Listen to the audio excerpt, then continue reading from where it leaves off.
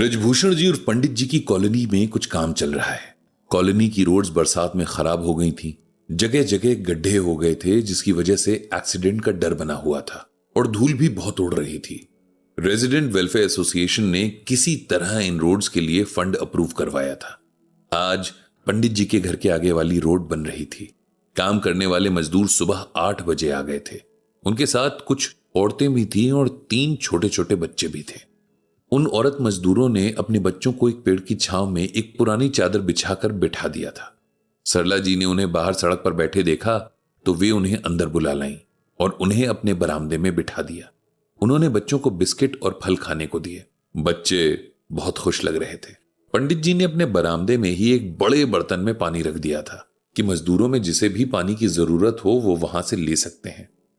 कम से कम कुछ वक्त तो है जब ये लोग खुश हैं, एक दूसरे के साथ हंस बोल रहे हैं। शाम को जब काम खत्म हुआ तो मजदूर अपने बच्चों के लिए वापस लौट आए। उस रात पंडित जी और सरला जी बहुत देर तक उनके बारे में बात करते रहे। सरला जी को तो बेसब्री से अगले दिन का इंतजार था जब वो तीनों बच्चे फिर से उनके घर को गुलजार करने आएंगे। अगली सुबह बच्चे तो आए, लेकिन 2 ही, एक बच्चा नहीं आया। पूछने पर उन्हें पता चला कि एक लेडी मजदूर नहीं आई थी, इसीलिए उसका बच्चा भी नहीं आया। और वो इसलिए नहीं आई थी क्योंकि किसी कंस्ट्रक्शन साइट पर काम कर रहे उसके हस्बैंड का एक्सीडेंट हो गया था और उसे बहुत चोट आई है। सुनकर सरला जी को बहुत दुख हुआ। उन्होंने पूछा कि क्या उसके इलाज का कोई अरेंजमेंट हुआ या नहीं।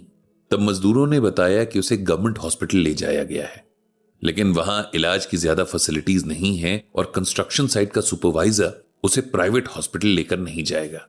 उसकी हालत काफी सीरियस है, लेकिन उनके पास इतने पैसे नहीं हैं कि उसे प्राइवेट हॉस्पिटल लेकर जा सके। ये कहते हुए वो मजदूर उदास हो गया। पंडित जी ने कहा कि मजदूरों की कोई यूनियन तो होगी जो उनके हक के लिए लड़ती होगी। मजदूर ने कहा कि है तो सही, लेकिन वो भी अपने फायदे की लड़ाई लड़ते हैं। गरीब मजदूर के लिए सोचने और लड़ने वाला कोई नहीं है। उसकी बातों में कड़वी सच्चाई थी और उसकी उदास आंखें वो आईना थीं, जिनमें अगर ये सोसाइटी देख ले तो शर्म से डूब जाए। पंडित जी ने उस मजदूर से कहा कि उन्हें कंस्ट्रक्शन साइट का पता दे दें। वहां के मैनेजर से वो बात करेंगे और कोशिश करेंगे कि इंजर्ड मजदूर के इलाज के लिए कुछ इंतजाम हो जाए। और उनके साथी मजदूर की डिटेल्स लेकर पंडित जी ने सोचा कि आज शाम को वहां जाएंगे और बात करेंगे। एड्रेस शहर से बाहर निकलती सड़क के पास कहीं था। निकलने से पहले उन्होंने अपने बड़े बेटे को कॉल करके बताया था कि आज कहां जा रहे हैं। उसने गुस्सा भी किया कि क्यों वे हर किसी के पंगे में पड़ते रहते हैं। एक मजदूर जिसे वो जानते तक नहीं, उसके लिए इतनी दूर जाएंगे और अनजान लोगों से उलझेंगे। तब पंडित जी ने कहा कि ये एक इंसान होने के नाते दूसरे इंसान के प्रति उनका फर्ज है, और ये तब और भी जरूरी हो जाता है जब किसी गरीब या लाचार इंसान को हमारे साथ की जरूरत हो।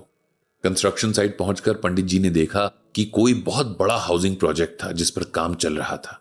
एक ही जगह flat, shopping mall, hospital, school वगैरह बनने वाले थे। वहां रहने वालों को बाहर निकलने की जरूरत ही नहीं थी। सब फैसिलिटीज एक ही जगह पर मुहैया होने वाली थीं। इसे बनाने में पैसा पानी की तरह बहाया जा रहा था, लेकिन यहां अपना पसीना बहाने वालों की कोई कीमत नहीं थी।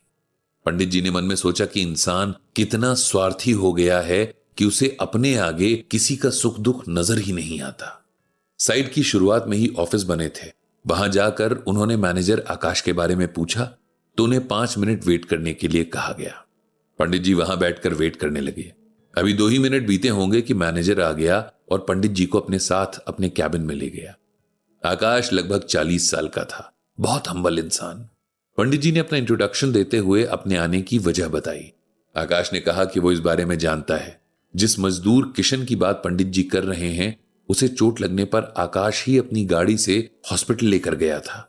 आकाश ने बताया कि उसने हायर मैनेजमेंट से किशन के प्रॉपर ट्रीटमेंट के लिए कई बार बात की, लेकिन वो लोग बस उसे टालते रहे हैं। उसका कहना था कि वो जानता है कि किशन को बड़े हॉस्पिटल में ट्रीटमेंट की जरूरत है और कायदे के हिसाब से यह जिम्मेदारी उस कंपनी की बनती है जिसके लिए वो यहां काम कर रहा था। लेकिन उन लोगों ने किशन से यह कहकर पल्ला झाड़ लिया है कि उनका फर्ज सिर्फ हॉस्पिटल पहुंचाने तक था, अब आगे उनकी कोई रिस्पॉन्सिबिलिटी नहीं है। पंडित जी को आकाश की बातों में वही बेबसी नजर आई जो घर पर उन मजदूरों की बातों में नजर आई थी।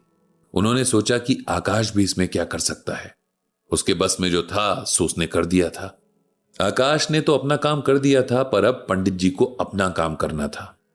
सो उन्होंने कंस्ट्रक्शन कंपनी की सीनियर अथॉरिटीज को एक लेटर लिखा जिसमें किशन की कंडीशन की सारी डिटेल्स थी। उन्होंने रिक्वेस्ट की कि उसका सही से ट्रीटमेंट करवाया जाए। पंडित जी जानते थे कि जिस तरह की ये सोसाइटी है इसमें लोगों से कोई उम्मीद रखना बेकार है, लेकिन हमें बिना फल की चिंता किए अपना कर्म किए जाना है। पंडित जी ने उसी वक्त अपने फैमिली डॉक्टर जोशी को कॉल किया और उन्हें गवर्नमेंट हॉस्पिटल में एडमिटेड किशन के बारे में बताया और कहा कि अगर वे वहां किसी डॉक्टर को जानते हो तो किशन के बारे में बात कर लें। इसके बाद पंडित जी लौट आए। हालांकि लौटते हुए वो मायूस भी थे। उन्हें बार बार गीता में भगवान श्री कृष्ण की कही ये बात याद आ रही थी, ततश्च अनुदिनम धर्मः सत्यम शौचम क्षमा दया कालेन बलिना राजन नंक्षत्या आयुर्बलम स्मृति।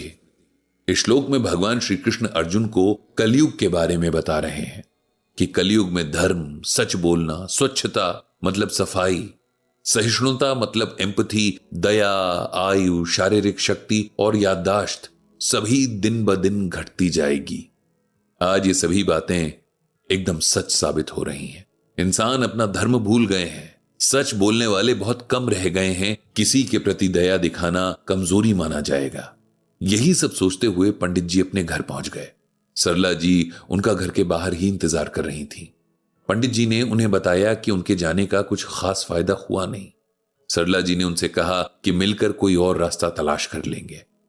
सुबह 8 बजे बाकी सभी मजदूरों के साथ किशन की पत्नी भी आई थी और आते ही पंडित जी के पैरों में गिर पड़ी। पंडित जी ने उसे तुरंत उठने को कहा तो वो हाथ जोड़कर खड़ी हो गई। उसने बताया कि पंडित जी के कहने पर डॉक्टर जोशी ने हॉस्पिटल कॉल कर दिया था, जिसके बाद हॉस्पिटल के सबसे सीनियर डॉक्टर्स की टीम ने किशन का इलाज शुरू कर दिया और अब वो काफी बेहतर है। पंडित जी को इस बात से बेहद खुशी हुई। उन्होंने तुरंत डॉक्टर जोशी को कॉल किया और उन्हें धन्यवाद कहा।